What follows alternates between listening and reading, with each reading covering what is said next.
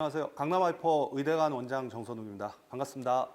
의대관이 내년도에 첫 번째 학생을 저희가 만나게 됩니다. 그래서 1월 4일에 윈터스쿨이 저희가 오픈을 하고 첫 만남을 갖게 되는 학생들인데요. 제가 학생들한테 원장으로서 기본적으로 하는 약속은 이렇게 가르치겠다. 목표는 이렇습니다. 대한민국 의대 정원의 10%를 바로 이 학원에서 만들어내겠다라는 게 제 약속이고요. 그런 측면에서 의대 진학 전문의로서 강남하이퍼학원 의대관을 자리매김할 수 있도록 그렇게 할 겁니다. 본격적으로 1부, 2부 하기 전에 제가 매번 설명회 때 항상 우리 학부모나 학생들이 좀 많이 궁금해하는 거나 여기서 무엇을 해주는 거냐에 대한 설문을 이 네이버 폼으로 먼저 많이 보내요. 그래서 그거 설문을 제가 항상 들어오기 전에 쭉 읽고서 거기에 맞춰서 프레젠테이션을 좀 많이 진행을 하거든요.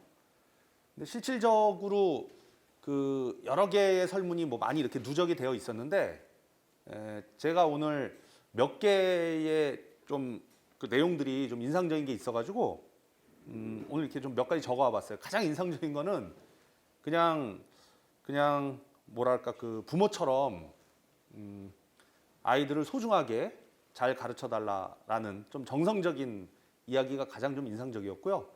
그 외에는 포인트는 개인별 관리를 좀 해달라는 거였습니다. 그래서 의대를 갈 만한 아이들이 사실은 기본적으로 되어 있는 것도 많이 있고 그렇지 않은 빈 틈도 일부 있거든요.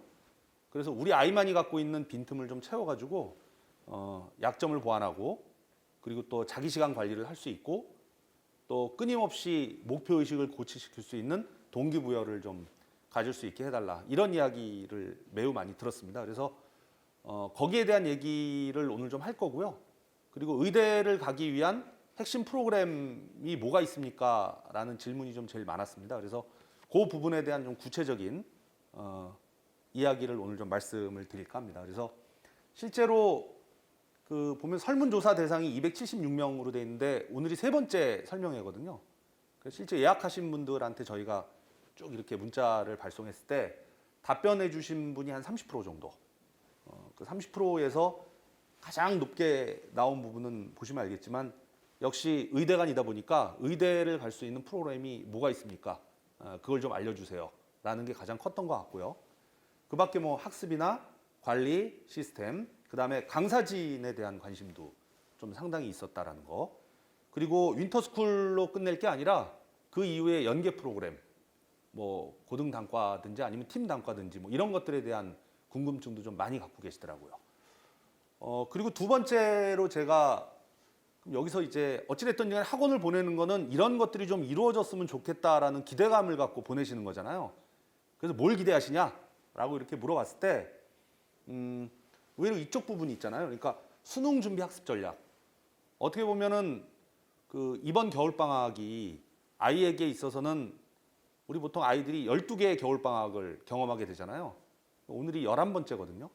이 11번째의 겨울방학은 다른 11개하고는 저는 뭐 완전히 다르다라고 생각하고 특히나 수능이나 정시를 아주 집중적으로 제대로 준비할 수 있는 기본적인 틀을 만들 수 있는 시간이 아니겠느냐라는 생각을 가지고 있습니다. 그런 점에서 아마 우리 어머님들이나 그리고 아버님들 그리고 학생들 역시 수능을 준비하는 정시를 준비하는 기본적인 학습 전략에 대한 기대감을 가장 크게 갖고 있다라고 생각을 하고요. 뭐 그 외에 아까 말씀드렸듯이 뭐 성적 향상 부분이라든지 관리, 강사 그리고 현재의 시국을 반영하듯이 이 코로나의 상황 속에서 과연 수업이 제대로 이루어질 수 있는가? 만약 이루어진다면 어떤 채널과 방법을 통해서 이루어지는가? 이런 부분들에 대한 관심도 그 어느 때보다 높다고 말씀드릴 수 있을 것 같습니다. 그리고 아주 소소하지만 식단, 밥 먹는 거라든지 아니면 입시 정보라든지 뭐 이런 부분들에 대한 또 기대감도 굉장히 컸던 것 같아요. 그래서 우리 이 답변해 주신 모든 내용들을 제가 좀 이렇게 쭉 정리를 해보니까 역시 가장 포인트는 의대관답게 의대를 보낼 수 있는 프로그램에 대한 설명이었던 것 같습니다. 그래서 제가 의대관이야말로 잘 아시겠지만 저희는 고1 과정이나 고2 과정 자체가 아예 없어요. 그리고 인문계 과정도 없습니다. 그러다 보니까 대개 이제 그 공동의 목표를 갖고 있는 아주 집약된 집단으로 구성원을 만들게 되거든요. 그러다 보니까 불필요한 것들을 좀 다 제거하고 요 의대를 보내야 되는 아이들에게 좀 최적화된 좀 특별한 프로그램 자체를 좀 만들어내는 것이 가장 중요한 것 같았어요. 그래서 한 3가지 정도는 좀 없애버리고 한 3가지 정도는 좀 타학원과는 다르게 확실하게 그 프로그램화 시키는 그런 작업이 있었고요. 그거는 이제 잠시 후에 제가 2부에서 구체적으로 말씀을 드리겠습니다. 그리고 아까 말씀드렸듯이 이제 수능이나 정시를 준비한다는 것은 그냥 막연히 국어, 수학, 영어, 그다음에 과학 탐구를 공부하는 게 아니라 우리 아이에게 좀 맞춰진 수능 학습 전략은 뭐냐? 그러니까 철저하게 이 개인별 학습 설계에 대한 기대감이나 관심이 굉장히 많았다라는 거죠. 그래서 오늘 제가 실질적으로 이제 2부에서는 아이들이 시간표를 짜는 어떤 과정, 그다음에 한 문항을 더 맞춰서 의대에 진학이 가능한 혹은 의대에 가능한 아이들 같은 경우도 의대의 수준을 갖다가 한 단계 더 높일 수 있는 그런 한 문항 더 시스템에 대한 시연을 좀 같이 해드릴 생각입니다. 그리고 관리 시스템이라고 하는 건 이제 아이들을 통제하고 묶고 이런 개념보다는요, 제가 판단하기에는 철저하게 그 의대를 가겠다는 어떤 동기부여, 이걸 갖다가 적어도 아이들이 여기 5주 이상 있잖아요. 그 5주 동안에는 계속해서 머릿속에 그 잔상을 만들어주는 게 제 개인적인 목표라고 생각을 하고요. 그리고 강사진의 강의 역량 같은 경우는 이제 제가 잠시 후에 이제 강사진을 좀 소개를 해드릴 겁니다. 물론 저희 홈페이지에 지금 다 오픈이 되어 있고요. 실제로 국어, 영어, 수학, 뭐 수리논술까지 해가지고 23명, 그 다음에 과학탐구까지 해서 9명, 그럼 총 32명이잖아요. 근데 미리 말씀드릴 수 있는 거는 이 32명은 출강이 확정된 거고요. 아직 현재 진행형. 왜냐하면은 제 개인적인 강사 욕심이 좀 많아가지고 조금 더 의대를 보내는데 적합한 선생님들이 제가 아직 스카우팅하고 싶은 사람이 과목별로 한두 명씩 더 있어요. 그래서 그분들은 아마 1월 4일 날 적어도 과목별로 한두 분 정도는 아마 더 추가돼가지고 들어올 거다. 그리고 저희의 수업 이 커리큘럼 자체가 딱 짜여진 틀 속에 아이들을 집어넣는 게 아니라 아이들의 빈틈을 찾아가는 형태다 보니까 수업의 커리큘럼이나 선택 구조 자체가 굉장히 좀 폭넓은 편이에요. 그렇기 때문에 아이들의 숫자와 상관없이 저희는 어찌됐든 간에 제가 계획한 강좌들, 이런 강좌들은 다 오픈을 할 겁니다. 그게 아이가 1명이건 2명이건 3명이건 간에. 왜냐하면 그렇게 해야 그 아이의 빈틈을 채워가지고 제가 아까 말씀드린 의대 정원의 10%를 적어도 우리 학원에서 만들어내겠다. 의대 정원의 10%가 몇 명인지는 다 아시잖아요. 그죠? 예.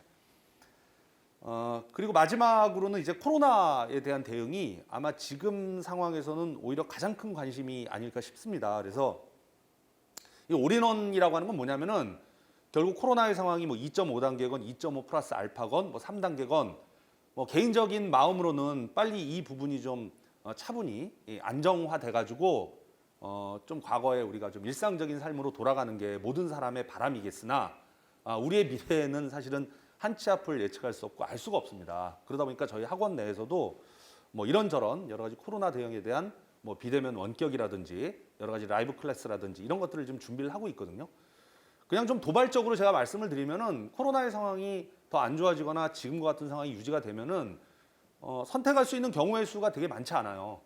그냥 가장 안전한 거를 지향한다 그러면은 우리 아이를 그냥 집에다가 그냥 이렇게 딱 그 격리시키는 거죠. 아무하고도 접촉 못하게. 그리고 이제 부모님이 사실 아이를 관리를 하셔야 돼요. 그리고 컨텐츠나 수업 같은 경우는 철저하게 이제 그 원격 인강 같은 거에 의존을 하셔야 됩니다. 저는 그것도 하나의 방법이라고 생각하고요. 또 하나는 여전히 원래 했던 방식대로 그냥 학원, 국어는 A 학원, 수학은 B 학원, 뭐 영어는 D 학원, 과탐은 E 학원, F 학원 이렇게 해가지고 여전히 이 투어 강의를 시키는 겁니다. 투어 강의를 시키되 마음속으로 기도하는 거죠. 절대 불안한 일, 불행한 일은 생겨서는 안 된다. 이 부분이요. 저는 이것도 그냥 경우의 수라고 생각을 하고요. 그걸 권하진 않습니다. 그리고 또 하나가 저희의 방식인데 저희도 역시 국어, 수학, 그리고 영어와 과탐, 그리고 한 걸음 더 나아가 의대 논술까지 있잖아요. 근데 이거는 어찌됐든 간에 저희 안에 내부적인 공간 내에서 올 인 원, 하나의 공간에서 이 모든 것들이 좀 이루어진다. 그리고 내부적으로 방역 같은 거는 저는 저희뿐만 아니라 이 방역이라고 하는 거는 대한민국 모두가 함께 잘 지켜야 되는 그런 부분이기 때문에 저희만 유독 잘한다라고 말씀드릴 수는 없지만 어찌됐든지 간에 1년 동안의 그 과정 속에서 저희는 그 관련 확진자라든지 이런 부분들이 좀 나오지 않았다. 정말 다행스럽게도 이런 부분은 또 여기 구성원들도 되게 조심해 준 것도 있었지만 나름대로의 또 방역에 또 안전한 효과가 아니었겠는가라는 생각도 가져봅니다. 그래서 이런 부분들을 좀 준비를 했고요. 요 내용은 이제 제가 잠시 후에 일부의 입시적인 거에 대한 관심도 또 워낙 많으시기 때문에 오늘 입시적인 거는 포괄적인 얘기 안 하고요. 진짜 딱 의대에 대한 얘기만 한다고 생각하시면 될 것 같습니다. 그래서 오늘 일부에서는 우리 김병진 소장님께서 2022학년도잖아요. 그 이후에 의대 입시 환경하고 우리 아이들의 학습 전략 이 부분에 대한 강의를 이어주시겠습니다.